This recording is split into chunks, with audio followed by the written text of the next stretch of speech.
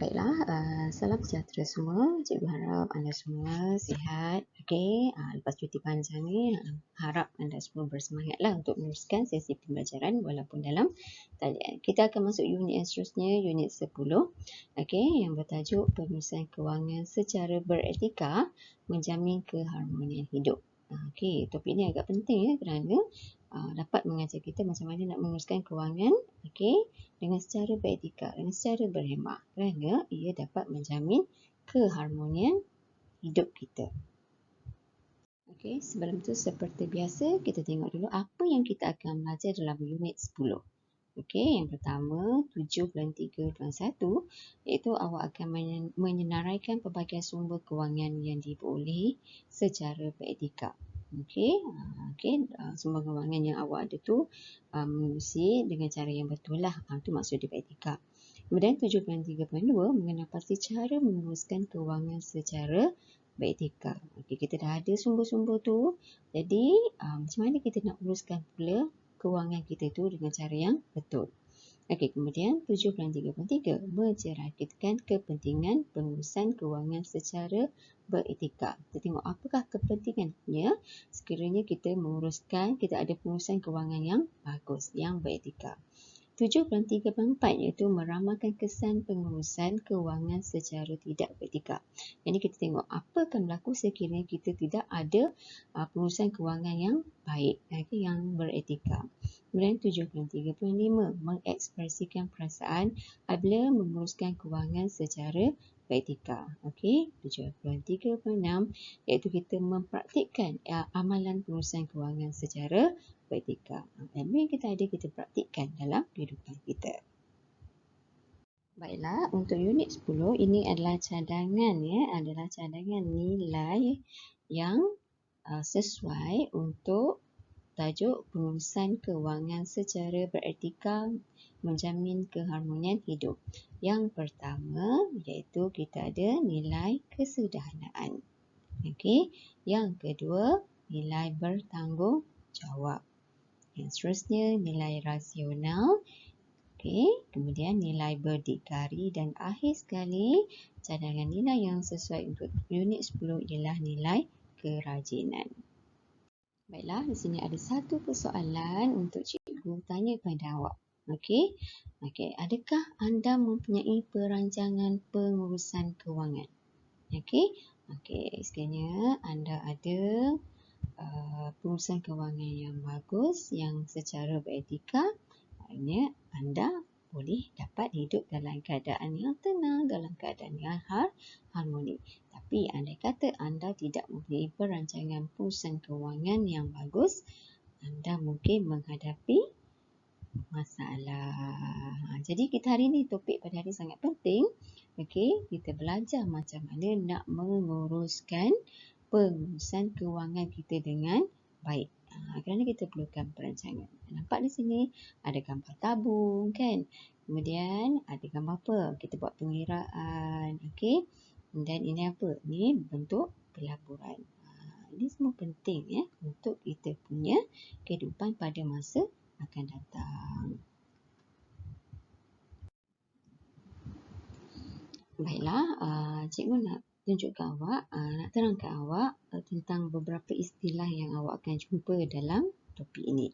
Okey, pertama dari awal tadi awak dah jumpa tajuknya ialah pengurusan kewangan. Okey, baik, apakah maksud pengurusan kewangan?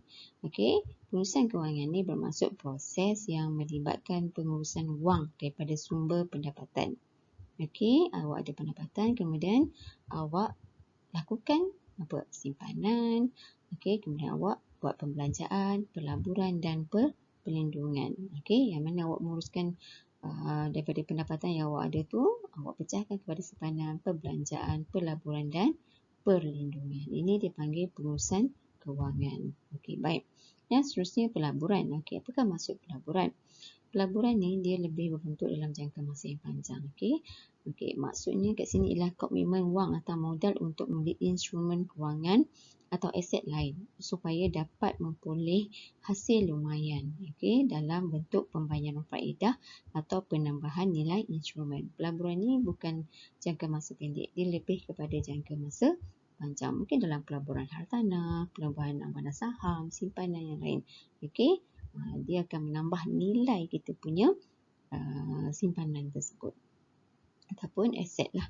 Okey, seterusnya muflis. Muflis ni bermaksud ketidakupayaan seseorang individu untuk membayar balik hutang sehingga diisytiharkan bankrupt.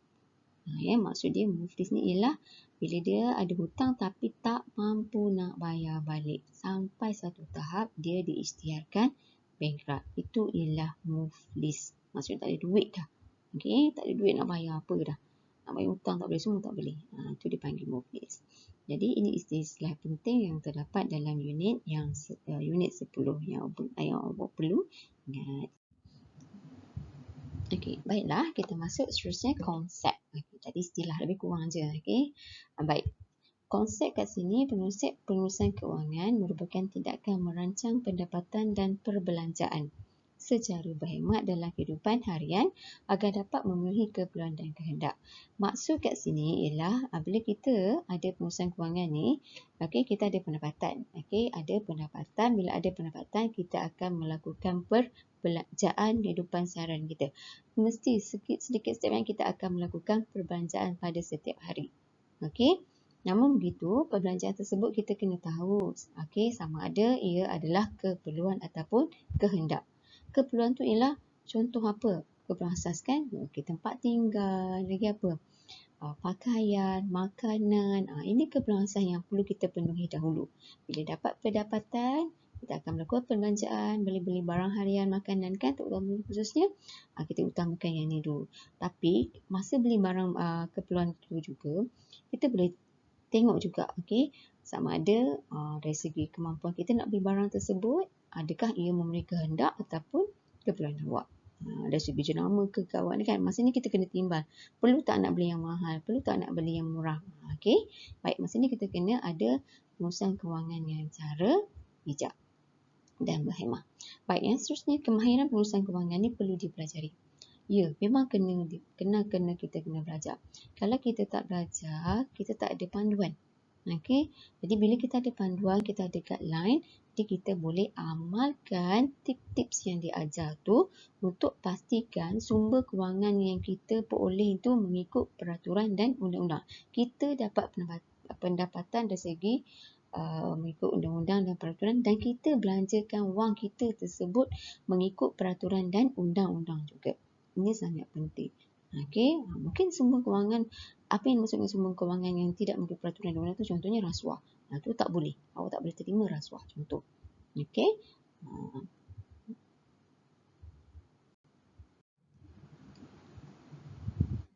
Baiklah.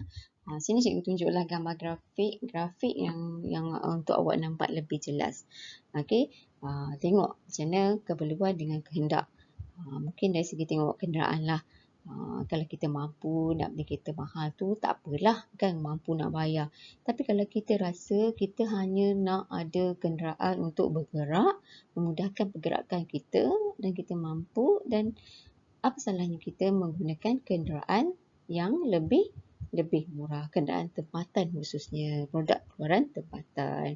Yang mana dari segi logiknya, dia punya spare part lebih murah, maintenance dia lebih murah kan, jadi kita dapat jimat banyak kat situ. Tepuk dada tanya sendiri, itu maksud dia keperluan yang kehendak. Nak beli rumah ikut kemampuan kita lah.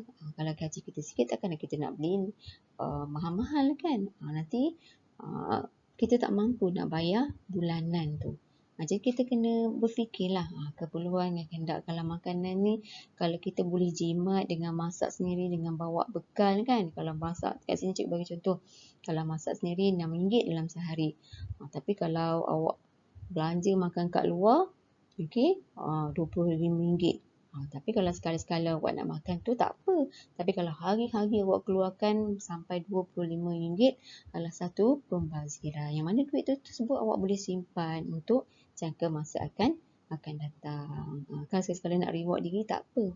Yang mana memang dari segi logiknya memang kalau kita masak sendiri, bawa bekal, dia memang lebih menjimatkan. Okey, ini yang cikgu boleh terangkan tentang apakah yang dikatakan dengan keperluan, apakah yang dikatakan dengan kehendak. Kita kena ukur lah. Ukur dengan pada badan kita sendiri. Kita jangan nak ikut orang. Kalau orang belanja mewah, kita nak ikut mewah. Padahal kita tak mampu. Hidup bersederhana. Sebab apa? Untuk jangka masa yang panjang. Hidup itu lebih panjang lagi. Kita tak tahu akan datang akan apa. Apa akan berlaku. Baiklah, kita tengok tajuk yang seterusnya. Sumber kewangan yang diperoleh secara beretika. Maksudnya kita pendapatan kita. Okey, pendapatan kita tu dengan cara yang beretika. Itu maksudnya kita ikut peraturan dan juga undang-undang. Kita tidak melakukan aktiviti yang menyalahi undang-undang. Okey, pertama, apakah sumber kewangan yang boleh kita peroleh secara beretika? Yang pertama ialah gaji. Kita kerja, kita dapat gaji. Okey, kita dapat kerja, kita dapat upah. Sama je. Okey, gaji, ada gaji bulanan, ada gaji harian. Upah ni mungkin ditambah sikit kan. Okey, sama je gaji dengan upah. Okey, kemudian yang seterusnya kita tengok apa? Saham yang diiktiraf. Saham yang diiktiraf tu apa dia? Mana saham Bumiputra contohnya. Okey, kemudian sewa. Mungkin kita ada rumah, kita ada beli rumah, kemudian kita sewakan kepada orang lain. Ini merupakan sumber kewangan kita yang selain daripada gaji, kita ada sumber kewangan yang lain. Sewa rumah kan, contohnya. Kemudian tadi upah, tadilah gaji dengan upah tu memang sama. Kemudian bonus. Bonus ni mungkin kita akan dapat setahun sekali. Mungkin disebabkan kita syarikat kita bagus. Okey, syarikat kita bagus, dia bagi kita tambahan. Pada hujung tahun tu dia bagi kita tambahan bonus untuk kita. Jadi duit yang ada tu, lebihan tu boleh kita simpan kan, buat simpanan.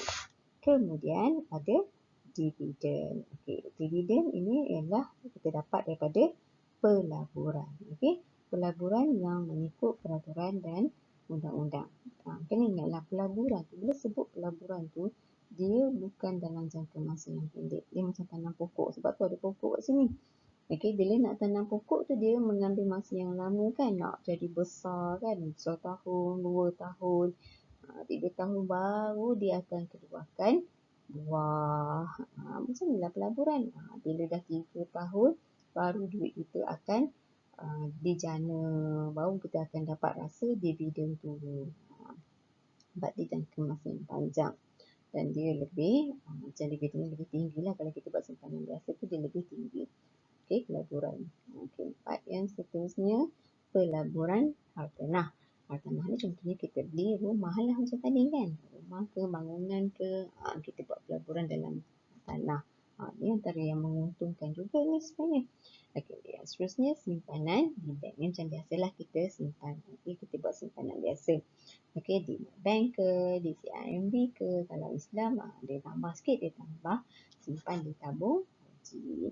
Kemudian kita akan ambil insurans. Okey, sumber kewangan seterusnya kita akan ambil insurans yang mana kita buat perlindungan dari segi perlindungan diri, okey, kesihatan. Okey, ini sangat penting insurans ni.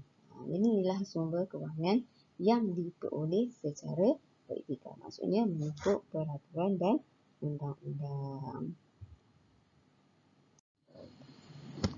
Baiklah, cikgu pasti setiap individu menginginkan kedudukan kewangan yang stabil dan kukuh. Okey, untuk kita dapat kedudukan kewangan yang stabil, yang kukuh, kita perlu bijak dalam melakukan perancangan kewangan kita.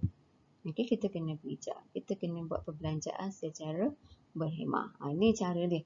Cara macam mana nak menguruskan kewangan secara beretika.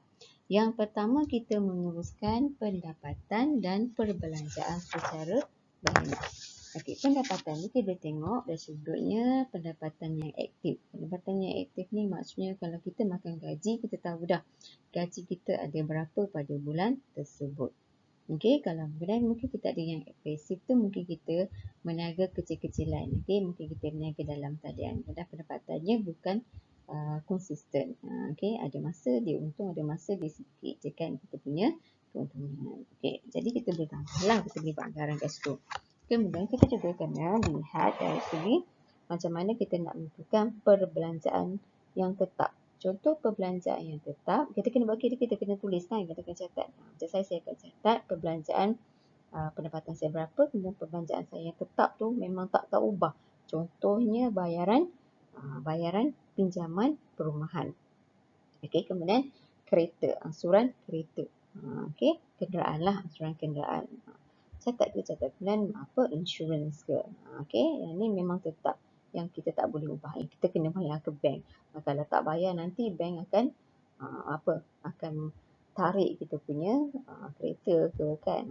Bukanlah kalau sebulan tu dia tak tarik lagi, 2-3 bulan dia akan tarik lah. Jadi kita kena susun betul-betul perbelanjaan kita.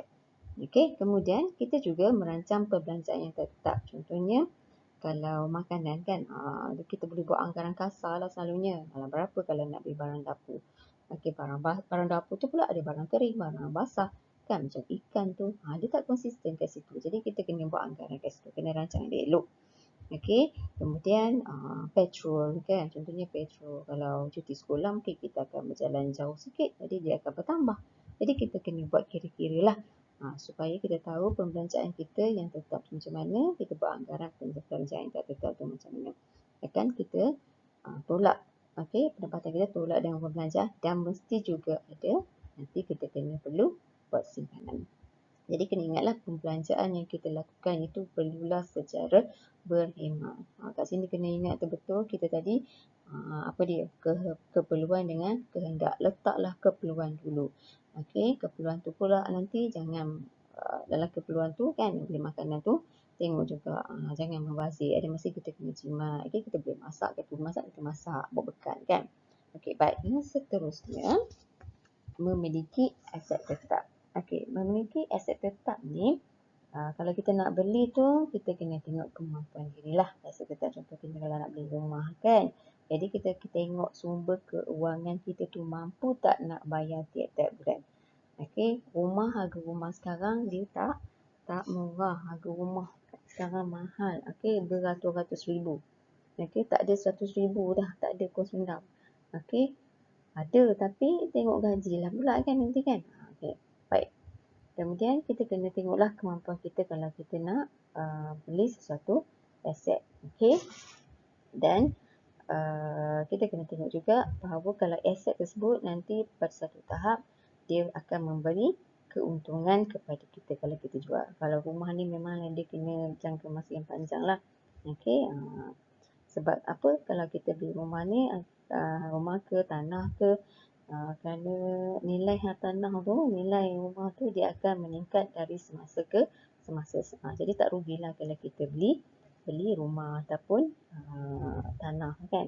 Okay, baik, yang seterusnya membuat pinjaman mengikut kemampuan. Okey, jadi kalau rasa tak macam kita masih mampu lagi, boleh, kalau kita masih mampu lagi, cikgu galakkan supaya kita elaklah membuat pinjaman. Okey, pinjaman peribadi khususnya. Kalau nak beli rumah tu memanglah kan, cikgu pun meminjam. Tapi dari segi pinjaman peribadi ni, kalau boleh elakkanlah. Kalau kita nak beli sesuatu tu, kita kalau boleh kita simpan. Okay, kita ada target. Okey, bila dah cukup kita punya simpanan tu, barulah kita beli. Ataupun kalau kita nak buat perniagaan tu, kita kena ada perancangan. Janganlah sampai kita membuat pinjaman dengan kawan-kawan, dengan institusi kewangan. Okey, jadi kalau kita nak meminjam tu pun kita kena pinjam pada tempat yang betul. Okey, yang sah. Janganlah pinjam dekat alung. Bahaya. Okey, bahaya pinjam dekat alung. Nanti satu tahap nyawa kita yang nyawa kita yang tergadai. Jadi kita kena pastikan yang kita mampu untuk membayar balik pinjaman dalam pinjaman berserta faedah lah. Okey, dalam tempoh yang telah ditetapkan. Jadi kena ukur badan sendiri. Okey, kalau boleh elaklah membuat pinjaman. Okey, baik, kita bersederhana dahulu. Kalau kita nak buat berniaga, kita sabar dahulu, simpan sikit setiap bulan. Dah capai target 3 tahun, okey, boleh. Dah cukup kita punya simpanan kita kan, untuk perniagaan, modal untuk buat perniagaan tu, kita teruskan. Okey, baik, yang seterusnya memperuntukkan wang untuk membayar cukai. Okey, cukai ni adalah tanggungjawab. Sebelum tu kita pernah belajar tentang cukai kan, cikgu dah sentuh. Jadi cukai ni adalah tanggungjawab setiap rakyat. Okey, kita perlu bayar cukai kepada lembaga hasil dalam negeri LHDN pada masa yang telah ditetapkan. Cukai ni dia mengambil kira mengambil kira semua pengecualian cukai lah. Okey, pelepasan cukai, rebate cukai yang layak dituntut. Maksudnya dalam waktu kita bayar tu kita kena kan kita kena ambil kira semualah. Okey, ada kita tengok pengenalan cukai, ada pelepasan cukai kan, ada rebate yang mana kita boleh tuntut. Berhati-hati kita boleh tengok betul waktu kita nak bayar tu. Okey, walau bagaimanapun kena ingat bahawa kita perlu membayar cukai kepada kerajaan. Baik, yang seterusnya apa? Melindungi pendapatan dan simpanan dengan insurans. Okey, yang pertama kena ingat anda perlu membeli insurans untuk melindungi diri daripada sebarang risiko. Okey, kita boleh membeli insurans hayat, kita boleh membeli insurans kesihatan, kenderaan, kebakaran yang mana kita tak tahu dia punya risiko tu bila akan berlaku. Jadi kita sediakan payung sebelum hujan. Jadi andai kata ada berlaku kemalangan ke apa kan, kita akan mendapat pampasan atau ganti rugi daripada syarikat insurans. Okey, yang mana jika risiko yang diinsurans tersebut telah berlaku. Jadi secara tak langsung ini boleh mengurangkan beban kewangan kita. Okey, di samping kerugian yang telah ditanggung akibat satu musibah ataupun risiko ataupun kemalangan. Maksudnya kalau kita beli insurans diri kan, andai kata berlaku kecederaan pada kita, kita akan dapat pampasan lah. Okey, baik. Ada macam-macam jenis lah. Awak boleh tengok syarikat insurans yang ada. Awak boleh tengok Prudential, Takaful, AIG, macam-macam lah jenis insurans. Itu insurans. Okey, baik. Yang seterusnya kita perlu merancang kewangan. Okey, untuk simpanan hari tua. Okey, kita kena rancang sebab hidup kita ni panjang lagi. Okey, jangan dapat duit hari ni habiskan semua, joli semua duit kita. Tak boleh macam tu. Duit yang ada ni kita kena berjimat-jimat. Jangan ikut nafsu sangat, jangan ikut kawan sangat, jangan ikut nak berlawan-lawan dengan orang lain. Orang lain ada iPhone, awak pun nak beli iPhone. Tak payah. Kita kena rancang untuk masa depan. Kita tak tahu bila akan berlaku kecemasan. Jadi hari tubuh kita pun nanti kita dah tak larat nak bekerja, kita dah ada simpanan yang cukup. Okey. Jadi kita boleh buat apa? Pertama kita boleh buat simpanan setiap bulan melalui akaun simpanan biasa tu lah. Nak simpan kat Maybank ke, CIMB ke, tabung haji ke, terpulang lah. Kemudian kita boleh juga membuat caruman KWSP.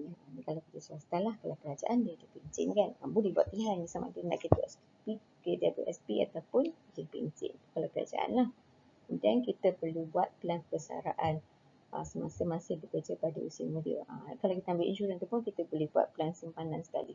Okey, simpanan dengan perlindungan. Okey. Baik, yang seterusnya apa? Menyertai skim pelaburan yang diiktiraf. Pelaburan ni ada macam-macam jenis, jadi awak kena tengoklah bahawa pelaburan tersebut telah diiktiraf oleh Suruhanjaya Security SC. Awak tengoklah.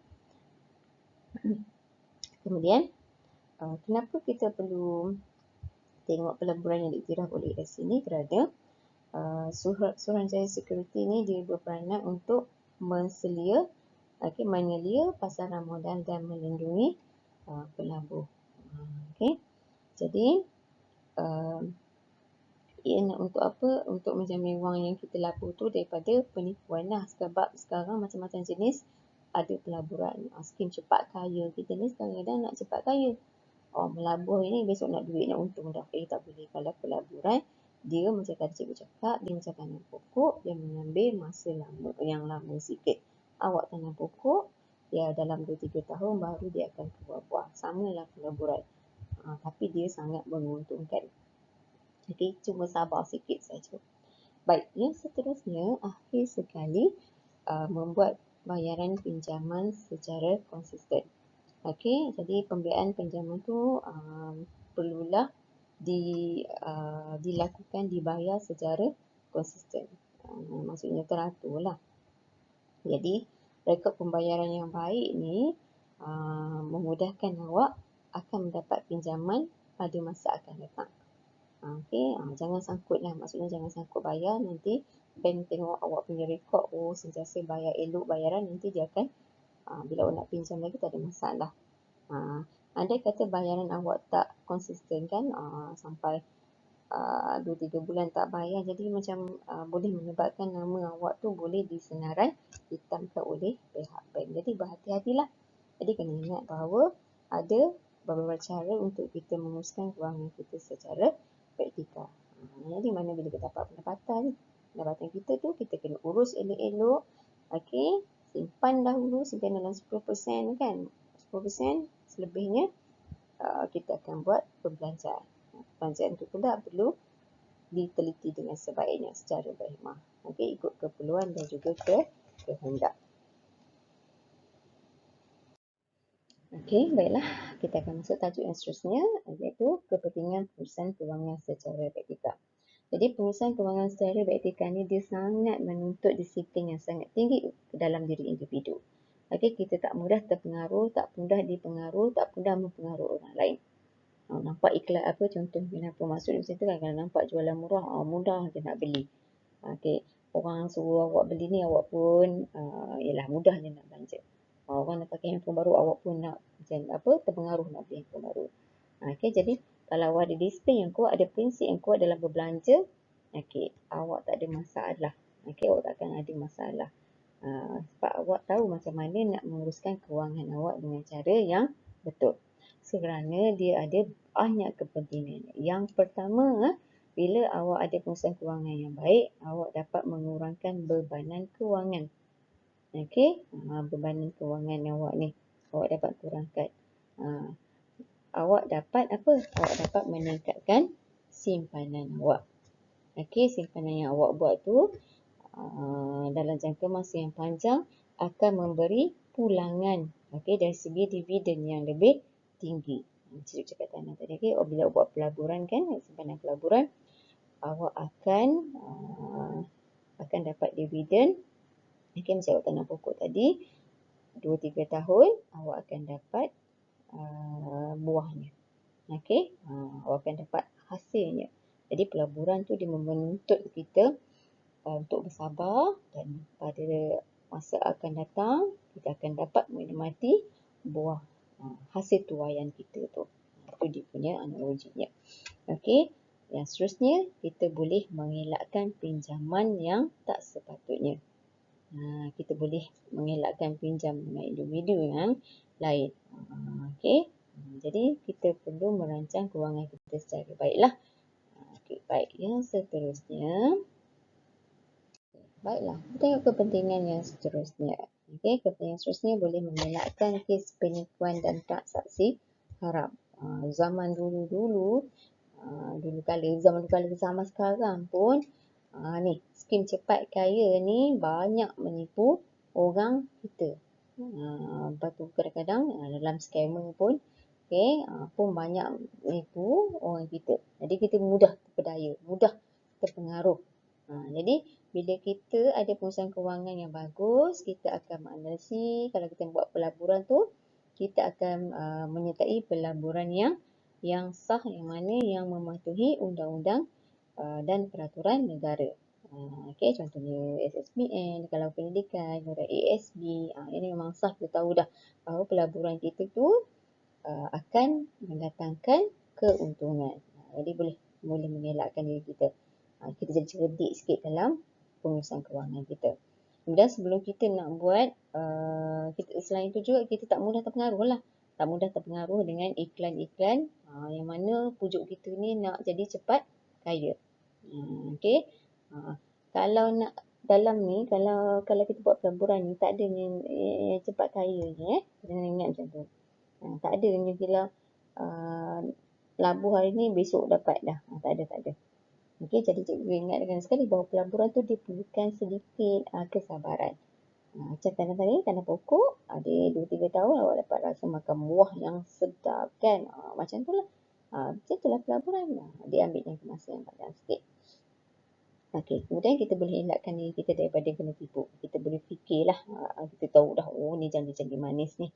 Jadi kita boleh menyiasat sebelum kita nak ambil tindakan, nak melabur tu, kita akan lakukan siasatan dahulu. Kita akan lakukan tinjauan. Okey, maksudnya kita akan buat tinjauan sebelum kita memutamatkan sebarang urus niaga. Sebelum kita sign borang ke, kan, sebelum kita melakukan pelaburan ataupun transaksi. Okey, jadi kita bijak sikit kat sini.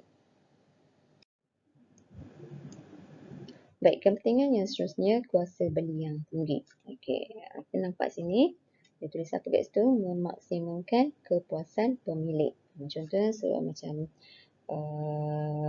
pemilik tersebut, individu tersebut telah berjaya membeli rumah. Okey, telah berjaya membeli kenderaan. Bila dia ada pengurusan yang bagus, dia mampu beli rumah, dia mampu beli kenderaan. Dia dapat memenuhi keperluan dia. Keperluan asas dia dah penuh dah. Dia dah dapat memaksimumkan kepuasan pemilik tersebut. Jadi dia rasa puaslah dengan perkhidmatan yang digunakan. Macam tu. Okey, secara tak langsung, okey, bila kita dah beli aset, kan, dah beli hartanah, okey, ia dapat menjana pertumbuhan ekonomi negara. Okey. Bila kita melakukan pembelian, berlakunya proses jual beli, secara tak langsung dapat menjanakan pertumbuhan ekonomi negara. Itu maksud dia kuasa beli yang tinggi. Baik, kepentingan yang seterusnya boleh menjamin masa depan yang sejahtera. Okey, kenapa cikgu cakap sini? Tengok dia tulis memiliki harta yang kekal. Maksudnya kita dah susun dah kita punya perancangan kewangan dengan sebaik yang mungkin. Sebab kita berdisiplin tadi, kan. Bila kita dah berdisiplin, kita akan susun kewangan kita yang sebaik yang mungkin. Kita ada pendapatan, kita beli aset tetap dulu. Kita dah beli harta dah untuk kita, kan. Kita ada kenderaan, kita dah ada rumah dah. Okey. Jadi bila kita dah ada aset tetap, kemudian kita akan ada simpanan kita. Simpanan ni penting. Macam mana pun dapat gaji, letaklah simpanan dahulu. Okey, simpanan tu dahulu. Baru kita agihkan untuk perbelanjaan-perbelanjaan. Tadi kan cakap perbelanjaan tetap, kan. Jadi kita dah tahu dah kat situ. Sebab kita tahu bahawa simpanan ni boleh memberi tambahan kepada kita punya pendapatan. Okey. Jadi sebab apa kita boleh dapat bonus, kan, kita boleh dapat dividen. Secara tak langsung juga kita boleh ada modal yang cukup. Jadi kita boleh buat jana pendapatan yang lain. Mungkin kita boleh buka perniagaan macam cikgu cakap tadi. Maknanya simpanan yang kita guna tu, kita boleh buka cabang yang lain untuk kehidupan kita, untuk tambah lagi pendapatan. Okey. Jadi secara tak langsung, bila kita ada perancangan yang bagus ni, okey, kita buat tambahan kewangan dari segi pelaburan, kan. Secara tak langsung ni, kita tidak perlu bergantung dengan orang lain. Okey, andai kata berlaku kemalangan, kita dah ada insurans dah. Okey, insurans tu akan beri pampasan. Masuk hospital akan dibayar. Kita punya macam ni, kan, terbaring macam ni, kos harian hospital akan dibayar sebab kita dah ambil insurans dah. Dah termaktub dalam dia punya peraturan dan undang-undang dia. Jadi tak rugi ambil insurans sebab kita untuk perlindungan jangka masa yang kecemasan. Kita tak tahu bila kita nak guna. Andai kata tak berlaku kemalangan tu, duit yang kita simpan tu boleh jadi yang kita bayar setiap bulan tu boleh jadi sebagai simpanan pula. Jadi tak rugi tu. Jadi banyak je ni. Bila kita ada pengurusan kewangan yang bagus ni, yang secara beretika ni, boleh beri banyak manfaat. Cikgu ulang balik. Yang pertama, boleh mengurangkan beban kewangan. Yang kedua, boleh mengelakkan kes penipuan dan transaksi haram. Kemudian boleh meningkatkan kuasa beli. Dan yang terakhir, yang tadi baru cikgu terang tadi, boleh menjamin masa depan yang sejahtera dan harmoni. Okey, terdapat individu yang kurang kesedaran. Okey, nombor tu, terdapat individu yang kurang kesedaran untuk menguruskan kewangan secara beretika. Jadi kadang-kadang semua ni berpunca pada sikap mereka, sikap tamak. Sikap tamak, okey, sampai mereka tidak ada ilmu untuk melakukan pengurusan kewangan. Kadang ada ilmu tapi tak nak amalkan. Maksud macam tu. Dan samping juga mereka juga tidak berdisiplin ketika berbelanja. Jadi semua aspek-aspek ni kena cakna lah. Okey, kerana kalau awak tidak menguruskan kewangan secara beretika, awak tengok sini, apakah kesannya? Yang pertama, kadar muflis meningkat. Okey, apakah maksud kadar muflis ni? Muflis ni maksudnya macam tadi cikgu dah bagi tahu pada awal-awal tajuk tadi. Muflis tu maksudnya bila kita berhutang, kita tak mampu nak bayar hutang tersebut dan akhirnya kita diisytiharkan sebagai bankrupt. Jadi lepas kita diisytiharkan muflis ni, kena dengar tu betul ya. Bila kita diisytiharkan muflis, maksudnya bila kita buat banyak pinjaman. Okey, semua nak pinjam rumah, kita nak pinjam pinjaman peribadi, akhirnya kita tak mampu nak bayar. Jadi bila kita dah diisytiharkan sebagai muflis, semua aset seperti rumah dan kereta milik individu akan dirampas. Okey, bahaya muflis ni akan dirampas dan dikendalikan oleh Ketua Pengarah Jabatan Insolvensi Malaysia. Okey, KPI untuk membayar hutang kita. Jadi kita berhati-hati. Okey, nanti cikgu tunjuk ada kereta akhbar yang menunjukkan 50,000 orang muda diisytiharkan muflis. Ini kadang-kadang ni disebabkan penggunaan kad kredit juga. Jadi, individu yang diisytiharkan muflis ni dia tak boleh pergi ke negara lain. Tak boleh nak melancong kecuali jika dia tak dapat mendapat kebenaran tertulis daripada Ketua Pengarah Jabatan Insolvensi Malaysia tu, atau perintah mahkamah. Okey, di samping tu juga kita punya akaun bank ni akan dinonaktifkan dan individu tersebut tak boleh mengeluarkan wang daripada akaun tersebut. Jadi berhati-hatilah. Jadi nama kita juga akan disenarai hitamkan daripada sebarang urusan perbankan. Jadi susah lagi kita nak buat pinjaman. Jadi berhati-hati kalau kita nak meminjam. Okey, pinjam ikut kemampuan. Kemampuan apa? Kemampuan untuk kita membayar. Pinjaman satu belum, kad kredit tu pun berhati-hati. Jadi kena berhemah secara ketika berbelanja tu. Okey, yang kedua, kesan yang kedua, pemberi hutang yang tidak berlesen ni bertambah. Nanti cikgu juga akan ada slide yang seterusnya, cikgu akan tunjuk siapa ni pemberi hutang yang tak berlesen ni. Pinjam tak berlesen ni macam Alung. Yang mana kadang-kadang kita ni terdesak nak cepat sangat. Jadi kita tak fikir panjang, kita tak fikir, tak cari betul. Jadi kita bincang dengan Alung, yang mana mereka ni suka mengambil kesempatan. Okey, mengambil kesempatan. Yang mana kesempatan apa? Mereka akan mengenakan kadar faedah yang terlalu tinggi. Jadi di samping tu juga mereka juga akan mendesak individu untuk membayar semula pinjaman. Sebenarnya kita pinjam sikit je tapi dia punya kadar faedah tu banyak. Jadi berhati-hatilah ya ketika meminjam. Dan kalau nak pinjam, kena pinjam pada kepada apa? Institusi kewangan yang berlesen macam bank. Kena tengok betul.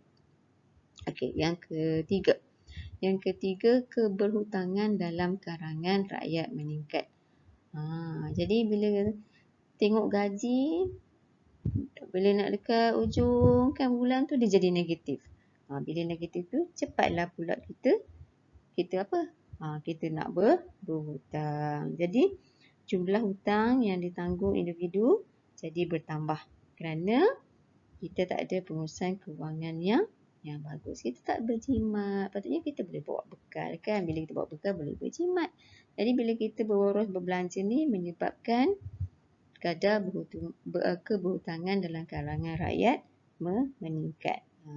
Sebab apa? Nak hidup mewah samping tu kan, nak belanja mewah-mewah kan, nak makan mewah-mewah tapi kita tak mampu. Sebenarnya kalau kita bersederhana pun tak ada masalah. Betul? Baik. Jadi secara tak langsung kita tengok sini apa? Boleh mewujudkan komuniti yang boros. Jadi individu yang berbelanja secara boros ni, yang mana perbelanjaan dia melebihi pendapatan. Perbelanjaan dia melebihi pendapatan. Maksudnya pendapatan dia 1,000 tapi dia belanja jadi sampai negatif. 1,500. Jadi negatif tu dia pinjam nak bayar balik kan. Jadi menyebabkan wujudnya komuniti yang boros. Individu zaman sekarang ni suka beli barang-barang yang mahal, yang branded untuk penuhi kehendak diri masing-masing. Jadi mereka ni membazir, beli-beli barang-barang mewah, ikut trend. Nak bergaya kan. Jadi secara tak langsung boleh wujud komuniti yang boros. Okey, sampai tu sekarang lagi senang nak belanja, berbelanja dalam talian. Walaupun kita tak dapat keluar waktu sekarang ni, kita boleh beli dalam talian. Sedar tak sedar duit dalam bank tu dah tak ada dah. Jadi berhati-hatilah kan nak belanja. Okey, peringat. Baik, yang seterusnya kesan psikologi kepada individu. Apa maksudnya? Pemegang yang tak berlesen ni, macam Along ni, dia akan mendesak kita untuk bayar hutang dengan segera. Dia baling cat kat rumah kita, dia ugut macam-macam. Jadi dia nak kita bayar hutang kita, hutang dan faedah tu dengan kadar yang segera. Jadi apa? Jadi kita akan hidup dalam keadaan apa? Ketakutan kerana dikejar oleh Along. Pinjam sikit tapi nak bayarnya berkali-kali ganda kan. Jadi kita akan emosi kita akan terganggu. Takut kan nak hidup. Jadi berhati-hatilah kalau kita nak berhutang ya. Tadi cikgu dah pesan dah beli, elaklah berhutang. Kita buat simpanan. Nak beli barang satu tu, kita buatlah simpanan. Biar lambat. Yang penting kita selamat dan hidup kita tenang. Okey, kemudian yang akhir sekali, boleh menjejaskan keselamatan keluarga. Okey, bila kita hutang banyak ni, takutnya kan nak kena bayar hutang. Jadi satu saat macam tak mampu nak bayar hutang tu. Okey, jadi kita akan mengambil tindakan yang tak terkawal lah. Yang tak terkawal. Terdapat juga ahli keluarga yang mana tak mampu bila nak beri bantuan bila kita dah ada hutang orang lain, kita pun tak mampu. Keluarga yang lain pun tak mampu nak bagi kita pinjam. Okey, jadi boleh menjejaskan hubungan pula dalam keluarga tersebut. Jadi apa-apa pun kena ingat ya, kalau kita nak berhutang, kalau boleh janganlah berhutang dengan Along, dengan pemetang yang tidak lesen, yang kejam tu. Apa pun kita kena elakkanlah. Okey, elakkan berhutang kerana dia akan menyebabkan emosi kita terganggu. Okey, baiklah. Jadi ulang balik, kesan pengurusan kewangan yang tak beretika ni boleh menyebabkan muflis, boleh pemberi hutang yang tak berlesen bertambah, Along bertambah kan. Kebutangan dalam kalangan rakyat jadi meningkat. Wujudlah masyarakat yang komuniti yang boros. Kemudian secara tak langsung beri kesan psikologi kepada individu jadi apa? Jadi tertekan, bila tertekan tak nak cakap dengan orang, nanti ambil tindakan yang luar kawalan. Kemudian bila dah dia nak ada hutang, dia nak pinjam pula dengan keluarga, bila keluarga tak balik dia jadi marah. Jadi boleh menjejaskan hubungan antara keluarga.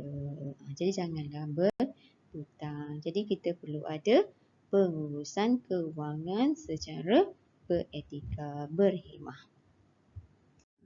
Baiklah, seperti yang cikgu maklum tadi kan. Ni kerata akhbar tentang 50,000 muflis muda ni. Muflis muda ni sebab apa? Banyak hutang. Dia beli sibuk nak beli kereta mahal, nak beli rumah mahal, nak beli barang-barang mahal. Beli barang tu guna kad kredit pula.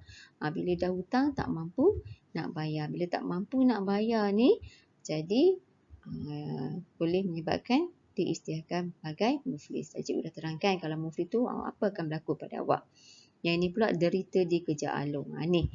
Bila Bila awak pinjam dengan Alung, awak tengoklah betapa kejamnya Alung tersebut. Dia akan menghantui awak di mana juga awak berada.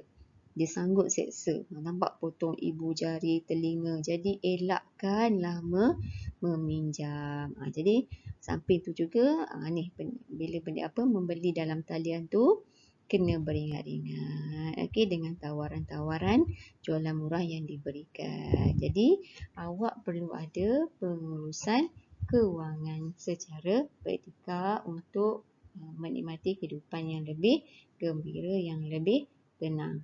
Jadi dalam tu juga kena ingat ketika awak nak buat pengurusan ni, nak berbelanja ke, okey, awak perlu amalkan nilai universal seperti nilai kesederhanaan. Okey, kita berbelanja, kita bersederhanalah, ikut kemampuan kita. Jangan ikut nafsu, jangan ikut orang lain, ya. Kemudian kita juga perlu apa? Perlu ada nilai bertanggungjawab. Kita perlu menjaga tanggungjawab pada diri kita, tanggungjawab pada keluarga kita, jaga keluarga kita sebaiknya. Jadi masyarakat juga, kan.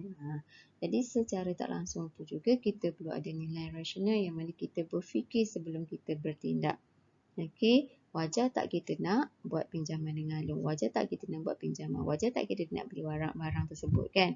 Jadi kita perlu berfikir. Okey, berfikir sebelum kita bertindak. Okey. Jadi cikgu nasihatkan ilmu-ilmu yang awak dapat pada hari ini, okey, awak perlu amalkan untuk mendapatkan kehidupan yang lebih harmoni. Okey, kehidupan yang lebih harmoni. Ingat, simpanan adalah untuk kita guna untuk pada masa kita tua nanti, untuk kecemasan, kan. Kita tak tahu untuk kita pendidikan, jadi kita perlu lakukan simpanan. Okey, jadi beringat sebelum kena. Sediakan payung sebelum hujan. Okey, terima kasih. Jangan lupa like dan subscribe cikgu punya channel. Terima kasih.